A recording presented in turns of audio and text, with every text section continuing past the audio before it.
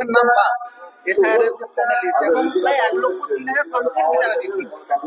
যে বিজেপি প্রথমে দিদিকে ধন্যবাদ জানাবো যে যেভাবে দিদি সুপ্রিম কোর্টে গিয়ে বাংলার মানুষের জন্য লড়াই করে এসেছে।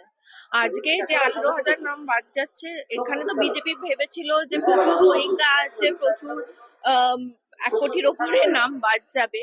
সেখানে দেখা যাচ্ছে যে আমাদের মেদিনীপুরে শুধুমাত্র 18,000।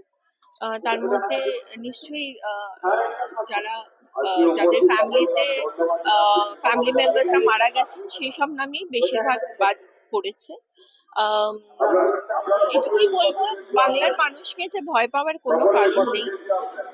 এসআইআর মতো হবে এবং আপনারা শুধু দেখবেন যে দিদি যেটা বলেছে এবং অভিষেকও বারবার বলছে যে মানুষ ভোট দেবে এবং কেউ কারো ডেমোক্রেটিক রাইট কেড়ে নিতে পারবে না।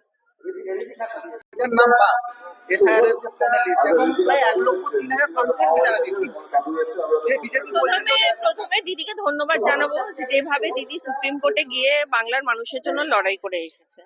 আজকে যে 18,000 নাম বাদ যাচ্ছে, এখানে তো বিজেপি ভেবেছিল যে প্রচুর রোহিঙ্গা আছে, প্রচুর 1 কোটির ওপরে নাম বাদ যাবে। সেখানে দেখা যাচ্ছে যে আমাদের মেদিনীপুরে শুধুমাত্র 18,000। তার মধ্যে নিশ্চয়ই যারা যাদের ফ্যামিলি মেম্বার্সরা মারা গেছেন সেই সব নামই বেশিরভাগ বাদ পড়েছে। আম, এটুকুই বলবো, বাংলার মানুষকে যে ভয় পাওয়ার কোনো কারণ নেই। এসআইআর মতো হবে এবং আপনারা শুধু দেখবেন যে দিদি যেটা বলেছে এবং অভিষেকও বারবার বলছে যে মানুষ ভোট দেবে এবং কেউ কারো ডেমোক্রেটিক রাইট কেড়ে নিতে পারবে না।